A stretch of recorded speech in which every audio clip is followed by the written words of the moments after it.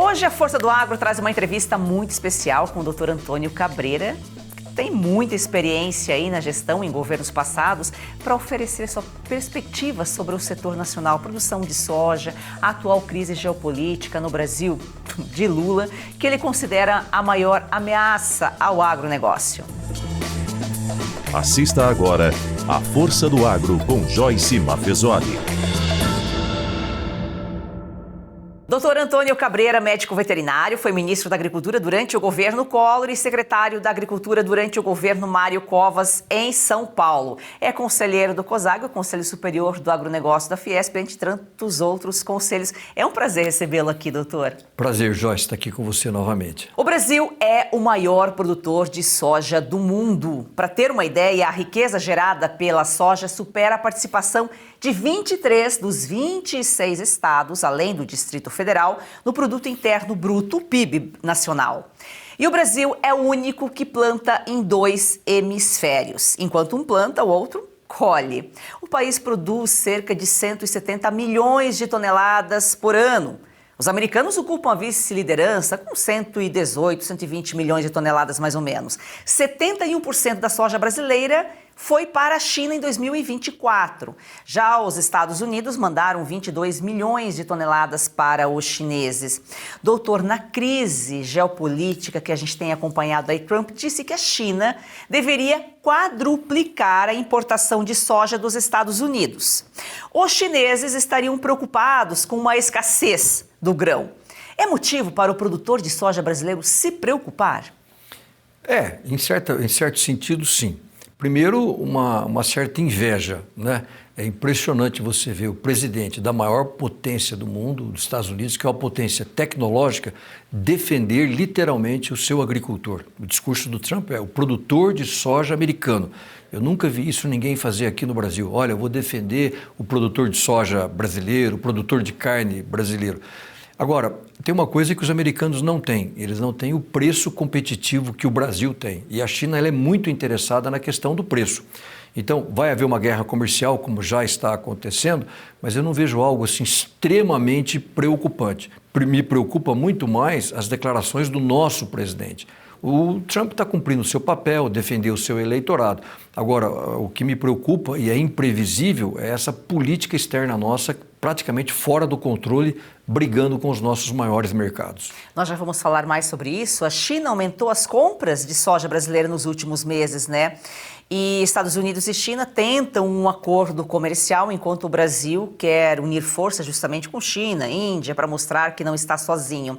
Quero mostrar aqui um vídeo do Dr. Cabreira, antes de a gente comentar sobre essa questão aí dos Estados Unidos defenderem lá o produtor rural e o Brasil não ter ninguém, pelo contrário, em vez de defender, acaba criticando o agro. Solta o vídeo pra gente, Lucas, faz favor. Eu estou aqui no Marrocos, um país com 40 milhões de habitantes, ou seja, 40 milhões de consumidores, e é um grande importador de alimentos. Mas nós brasileiros conseguimos apenas abastecer 10% do mercado marroquino. Agora, o que é interessante?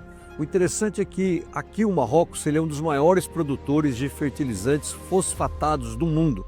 Tanto é que o Marrocos tem 70% das reservas de fosfato do mundo, de fósforo, aquilo que falta nos solos brasileiros. Ou seja, há uma grande complementariedade entre aquilo que o Marrocos precisa e aquilo que o Brasil precisa. Nós poderíamos estar exportando alimentos para o Marrocos e comprando mais fertilizantes fosfatados para os nossos solos. Então esse é um dos grandes desafios que nós temos no futuro em relação ao comércio internacional. Às vezes nós ficamos pensando e trabalhando por grandes acordos comerciais, mas quem sabe a nossa diplomacia não deveria começar a olhar para esses acordos bilaterais. E um dos caminhos pode ser entre Brasil e o Marrocos, um grande mercado consumidor e ao mesmo tempo um grande supridor de fertilizantes que nós tanto precisamos. Então, Marrocos e Brasil é mais um desses pontos que me deixa otimismo em relação ao mercado do agronegócio brasileiro.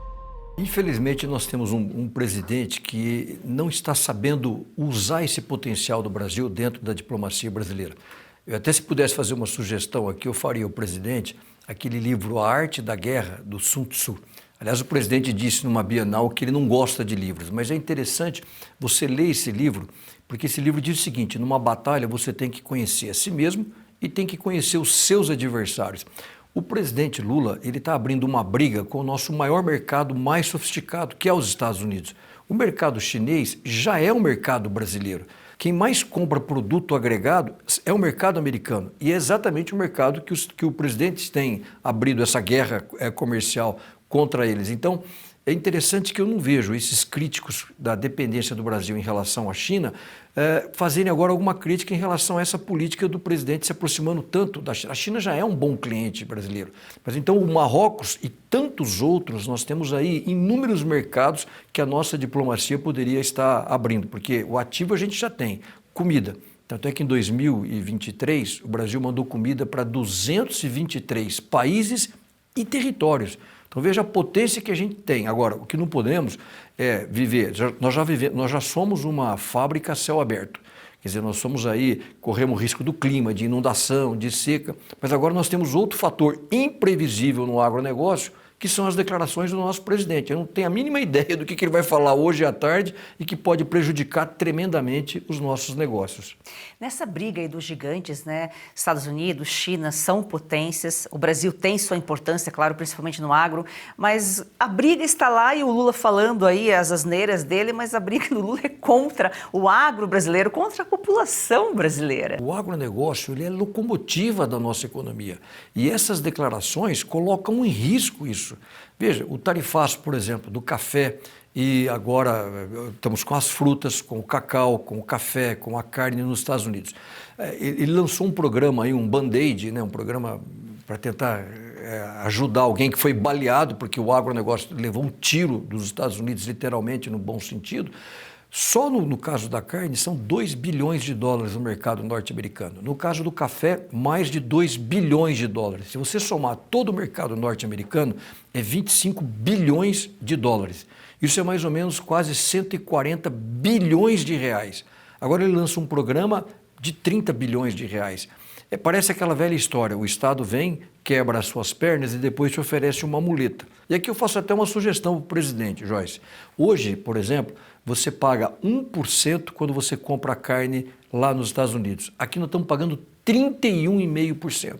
Então, se você quer fazer uma coisa no curtíssimo prazo, assina para hoje à tarde, reduz o imposto sobre a carne brasileira, sobre o café brasileiro, para que a gente possa abrir mais ainda o mercado brasileiro. E o Brasil é tão formidável que nós temos 3 hemisférios, só que a soja nós plantamos em 2 hemisférios, algo que só acontece aqui, né, doutor? Enquanto um planta, o outro colhe. É o caso, por exemplo, de Roraima. Deu início a colheita no começo de agosto. Como que funciona o ciclo da soja em Roraima em comparação ao restante do país? Essa é uma outra coisa incrível que o Brasil tem, como é um país extremamente abençoado.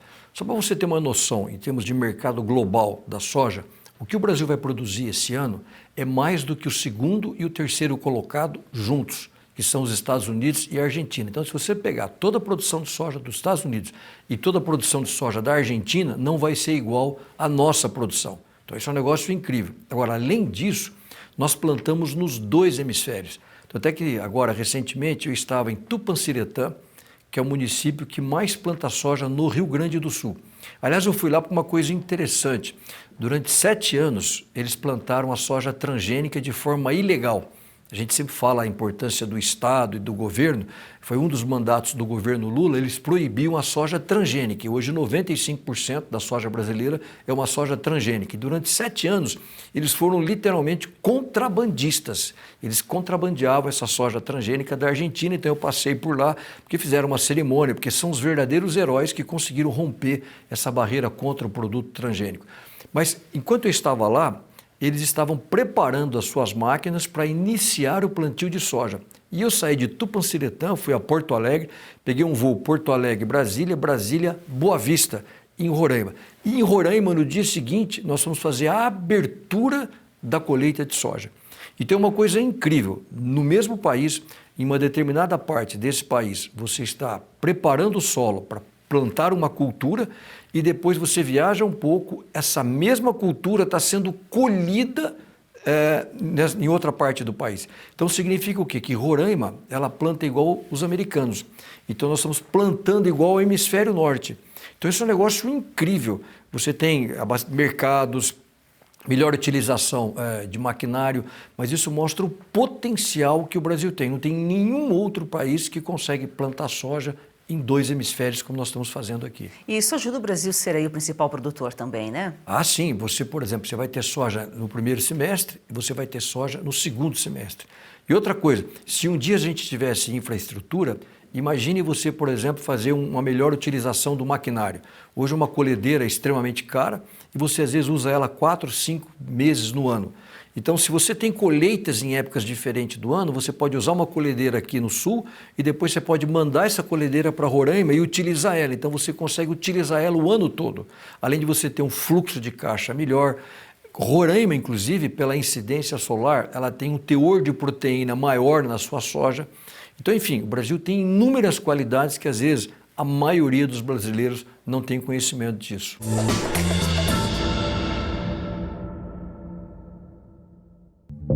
Eles têm as narrativas, nós temos os fatos. Em 2026, o Brasil precisa escolher entre propaganda e verdade. E a Oeste quer chegar à TV a cabo para romper o monopólio da informação também nessa plataforma. Precisamos de você para virar esse jogo. Nos ajude a espalhar a verdade. Assine a Oeste. Para apoiar mais este projeto da Oeste, faça sua assinatura com até 20% de desconto, com pagamento em até 8 vezes sem juros. Você pode assinar pelo site revistaoeste.com/assine ou pelo 0800 580 2020. Assine agora, nossa equipe está de prontidão aguardando você. Assine já! E o clima, ele impacta nessa diferença aí no calendário agrícola, mas aí a gente também tem pesquisa, tem ciência a favor do agro. Ah, sim. Hoje você tem variedades adaptadas àquele clima de Roraima e por essa questão dos hemisférios, a época das chuvas, a sazonalidade dessa chuva, o que acontece? Permite que a gente consiga fazer lá numa época diferente daqui. Mas então, é só ressaltando, isso é um potencial, né, que mostra como o Brasil, em termos do agronegócio, e sempre repetindo, o Brasil é o único país do mundo que tem nome de árvore. Isso mostra essa vocação nossa importantíssima no sentido de abastecer o mundo. Eu sempre gosto de dizer o seguinte, Joyce, às vezes o italiano ele tem orgulho da Ferrari, às vezes o francês tem orgulho do seu vinho, mas brasileiro, você tem que ter orgulho do seu agro. E esse fato da gente poder plantar em 2 hemisférios é um retrato da pujança do que é esse setor. Por isso que a gente tem uma campanha aqui para fazer aí do agro, esse campeão brasileiro, uma paixão nacional. A gente tem futebol, a gente tem carnaval, mas é entretenimento, né? Movimenta muito a economia, claro, mas a atividade mesmo que emprega, gera renda, que movimenta a economia, representa 30% do PIB, é o agronegócio. Talvez a gente tenha que mudar o nome mesmo, o termo, como o senhor colocou aqui. E a gente sabe que a logística é um dos principais desafios do agro. Quais os desafios lá para escoar essa soja de Roraima para portos exportadores? Só uma coisa interessante sobre a questão do nome. Eu tive recentemente agora na República Islâmica da Mauritânia. E fiz uma visita lá ao Ministério da Agricultura, e lá se chama Ministério da Agricultura e da Soberania Alimentar.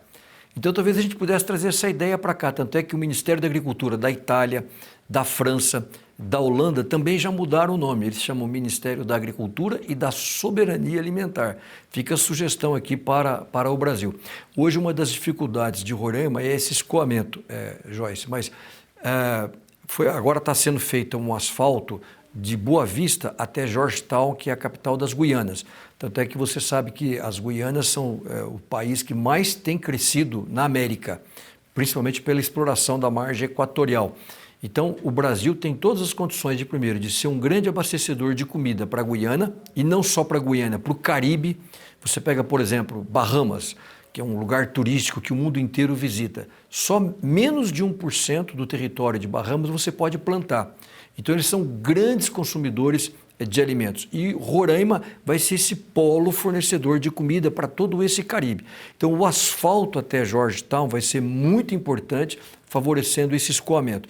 E na abertura da colheita, o governador de Roraima, ele também liberou a licença de uma hidrovia lá em Roraima, que vai ajudar muito esse escoamento da safra, algo que a gente também deveria fazer aqui no Brasil. Nós temos inúmeros Mississippis, mas a gente não consegue aproveitar esse potencial logístico fluvial no escoamento da nossa safra. E por falar em logística, em escoamento, você também comenta muito lá no seu Instagram sobre a Ferrogrão, né, doutor?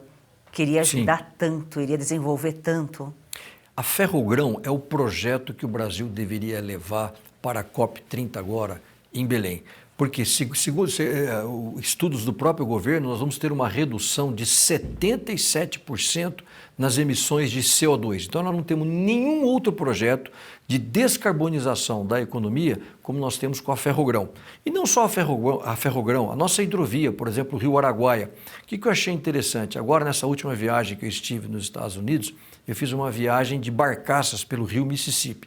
Pelo Rio Mississippi, Joyce, no ano passado, eles trafegaram 2 vezes a safra total do Brasil.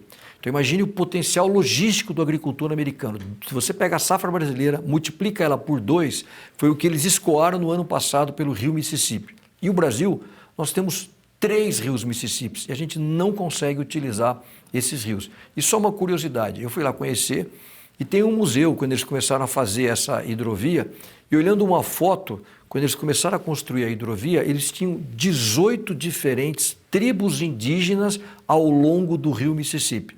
Mas nenhuma dessas tribos indígenas foi empecilho para que essa ferrovia fosse construída. Agora, aqui no Brasil, nós estamos totalmente bloqueados por essa falta de pragmatismo. Ninguém está... Pelo contrário, hidrovia, ferrovia, não existe nada em termos ambientalmente falando como essa matriz de transporte. Mas no Brasil, infelizmente, isso não avança. Ferrogrão, hidrovia do Araguaia e assim por diante.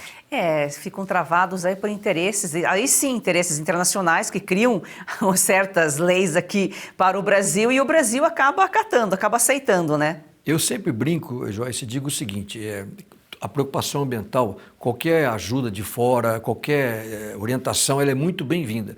Mas do jeito que a coisa está hoje, eu te garanto que essas ONGs, que esses organismos internacionais, eles não estão preocupados com o verde das nossas matas. Eles estão muito mais preocupados com o amarelo da nossa soja, com o amarelo do nosso suco de laranja. Então tem muitos interesses que transparecem ser uma preocupação ambiental, mas nada mais do que um vergonhoso protecionismo contra o produto brasileiro.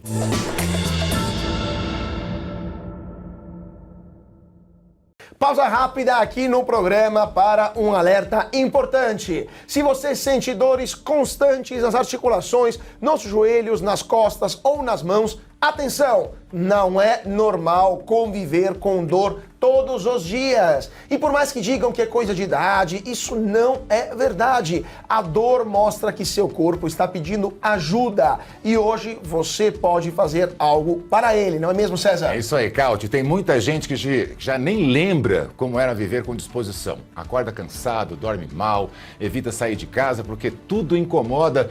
E pensando nisso, a Vitae Gold desenvolveu o Vitae 7 em 1, que é um suplemento natural que reúne os 7 compostos mais eficazes no combate às dores e inflamações, todos com comprovação científica, Cauti. É isso aí, olha só, vamos dar uma olhada aqui nessa cápsula onde tem magnésio, cúrcuma, colágeno tipo 2 e outros ativos que trabalham juntos e eles ajudam a desinflamar, a proteger as articulações e reconstruir as cartilagens. Uma fórmula pensada para quem quer mais mobilidade, mais conforto e mais qualidade de vida. E você sabe como é, né? Quando a dor começa a diminuir, o corpo responde, a disposição volta, o sono melhora, a energia aparece, não é milagre, é ciência, é constância, é cuidado com você. Ligue agora para 0800 291 2200, vou repetir, 0800 291 2200, 100 primeiros que ligarem garante 70% de desconto, frete grátis para todo o Brasil e parcelamento em até 12 vezes sem juros, Cauti. E ainda tem um presente. Ligando agora, você leva um relógio inteligente de brinde. Isso mesmo, um relógio com monitoramento de saúde, batimentos cardíacos,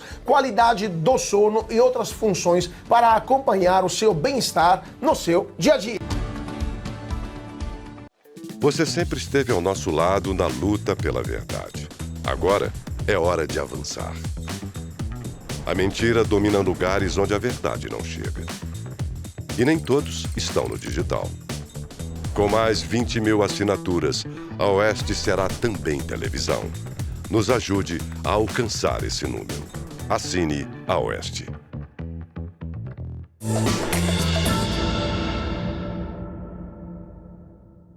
Doutor, falando da soja, a produção antecipada, ela impacta no preço final?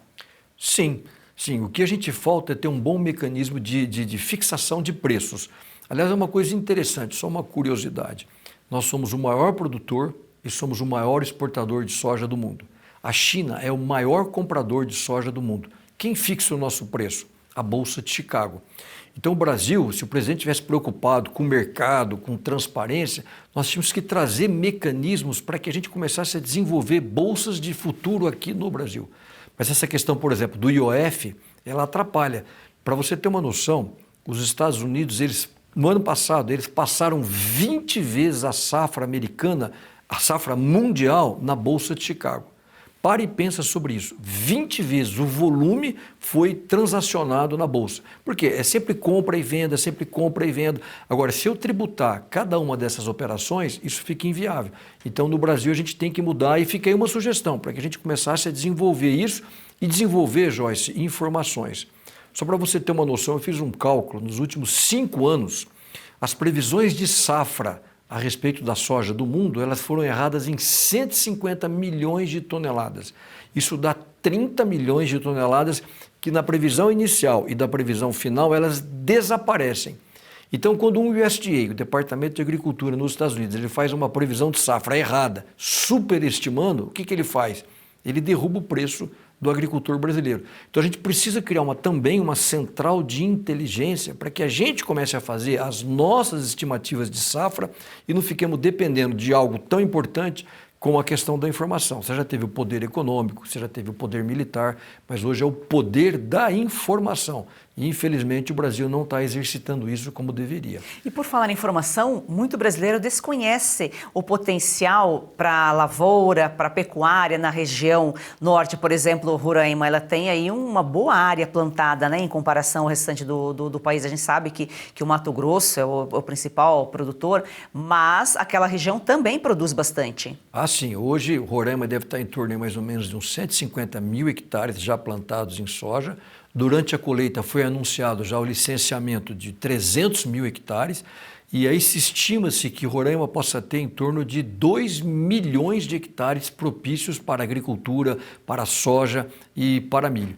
Então eu diria que hoje Roraima é talvez a última grande fronteira agrícola do Brasil. Então é um potencial imenso que a gente ainda está começando a explorar. Imagine, por exemplo, a avicultura brasileira se instalando ali em Roraima e dali sendo um grande centro abastecedor para essa região do Caribe e outras regiões. Eu sempre gosto de brincar, quando a primeira vez que eu fui para o norte, que está fazendo há 28 anos, quando nós fomos para lá, e eu mostrei para minha esposa e abri um mapa, eu falei, olha, nós vamos comprar uma fazenda aqui agora, nessa região norte. E a minha esposa disse, puxa, mas é muito longe a gente ir para lá. E meu filho era pequeno naquela época, ele tinha 10 anos, eu me lembro que ele estava com os olhinhos ainda na altura da mesa. Ele falou, pai, mas é muito longe mesmo? Aí eu brinquei com ele, lembrei, falei, puxa, mas é mais perto da Disney. Aí ele falou, então pode comprar, pai. Por quê? É longe, Roraima é longe, é longe. Da onde? Mas lá é muito, você está 4 horas de voo de Miami, 3 horas e pouquinho de lá. Então é mais longe daqui do sul, mas é mais perto de Roterdã, é mais perto do canal do Panamá e assim por diante. Ô doutor, outros produtos também se beneficiam dessa condição única aqui do Brasil de plantar nos 2 hemisférios, porque como a soja tem a rotação, tem outros produtos que acabam sendo plantados no período de descanso da soja. Sim, agora eu acho que Roraima é uma novidade isso que está acontecendo. Então, acho que a partir de agora, não só na soja, com outros produtos, a gente também vai começar a conhecer melhor isso. É o caso do milho. Roraima, por exemplo, ainda não testou o algodão. Então, o algodão pode ser uma outra cultura que pode ser revolucionado lá também no estado. Então, acho que a partir de agora, o Brasil é tão grande, diferente já dos Estados Unidos, que já tudo foi feito, que está tudo pronto, nós ainda temos um país ainda a ser construído. E o caso de Roraima é um exemplo disso, né? Ainda descobrimos como é que vai ser a cultura do algodão, como é que vai ser a cultura do milho e tantas outras áreas que a gente pode explorar lá. E também, voltando à questão da informação e conhecimento, a soja, muita gente desconhece também a importância desse grão, né? A gente come, a gente veste a soja, eu acho que, não sei se existe um outro produto tão assim, né, versátil como a soja. Ela vai na borracha, no pneu do carro, ela é alimento diretamente, indiretamente, é ração para animal, tem 1001 utilidades. Sim, hoje a soja ela é a principal proteína vegetal na alimentação humana. Aquilo que o leite é, como proteína animal é a carne, é a soja em termos de proteína vegetal. Tanto é que a China, ela depende. Agora, veja, assim, a gente comparar, é a principal proteína da alimentação humana. E olha que coisa, proteína vegetal, e olha que coisa interessante. Hoje, a China precisa de quase 2 hectares para produzir aquilo que nós estamos produzindo em 1 hectare. Então, veja a eficiência que nós temos hoje como produtividade, muito melhor do que a China, do que o maior mercado consumidor. E a soja, para você ter uma noção, ela está hoje no seu dia a dia, ela está no cosmético, ela está no sorvete, ela está nas massas, em tudo aquilo que você consome praticamente você usa, além do biodiesel. Inclusive, assim, o Trump está fazendo todo esse discurso que a gente começou aqui no início do programa, mas os Estados Unidos agora, nos próximos 5 anos, eles vão aumentar o seu esmagamento em 22 milhões de toneladas de soja. Por quê? Porque eles estão aumentando a adição do biodiesel de soja no seu diesel. Então, eles vão subir de 62 milhões para 84 milhões o esmagamento de soja. Então, praticamente, vai haver um aumento muito grande de consumo interno no próprio Estados Unidos. Eles nem vão ter essa soja para atender ao mercado chinês. E coisa que aqui no Brasil também. Nós temos um mercado imenso, a gente está falando aí da questão ambiental, de sustentabilidade. A soja é um excelente produto no fabrico do biodiesel, que é um produto renovável. Qual é a diferença da produção de soja, do biodiesel de soja, do petróleo ou da mineração de uma maneira geral? Um é finito, o outro é infinito. Em um determinado momento o petróleo vai acabar. Agora o meu biodiesel ou o meu etanol de milho ou de cana, eles vão ficar e eu consigo renovar. O Brasil é hoje, Joyce, se nós tivermos uma crise dentre as grandes potências e você cortar o suprimento de petróleo, o Brasil praticamente é um dos pouquíssimos países que vai continuar rodando pelo biodiesel e pelo etanol. Olha só, e a gente tem aqui potencial de crescer muito mais, né? 150 milhões no ano passado, 170 esse ano, e a tendência é crescer cada vez mais, falando especificamente só da soja, né, doutor? Ah, sim, eu não tenho dúvida nenhuma, a gente vai bater logo os 200 milhões de toneladas, e tem uma coisa que é interessante, a soja ela vem acoplada ao milho. A gente faz a primeira safra de soja e 50% hoje dessa área plantada com soja, ela é hoje plantada também com milho como segunda safra. Então, por exemplo, diferente do agricultor americano, que em determinado momento ele tem que decidir o que ele vai plantar. Eu vou plantar soja ou eu vou plantar milho? Ele olha o mercado e ele decide. Aqui não, eu posso plantar soja, tiro a soja e logo, porque isso aqui é uma fábrica de fotossíntese, e posso plantar o milho. Então, o milho, por exemplo, nosso, que faz o etanol aqui, diferente dos Estados Unidos, ele vem de uma safrinha, ele vem de um complemento. Então, nós somos muito mais eficientes. Hoje se fala muito naquilo de a desmaterialização, né? Você produzir mais utilizando menos. Aqui, em um mesmo hectare, nós estamos produzindo soja e milho. Lá num hectare, eles só produzem ou a soja ou o milho. E aqui, às vezes, a gente entra com uma terceira, até em alguns lugares, até com uma quarta safra, por exemplo, a pecuária entrando junto nesse acoplamento. E, além disso, essa parceria, essa dobradinha, essa dupla da soja e do milho, a gente acaba gerando muitos subprodutos para a pecuária. Então, por exemplo, no caso do etanol de milho, você usa o DDGG E aí esse é um grande subproduto para confinamento, para criação de frangos e assim por diante.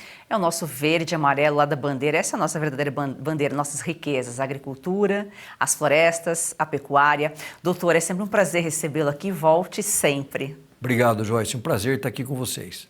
A Força do Agro, o melhor do Brasil, começa no campo. Você já sabe, o Brasil é o país do agro. Vamos fazer desse campeão brasileiro uma paixão nacional.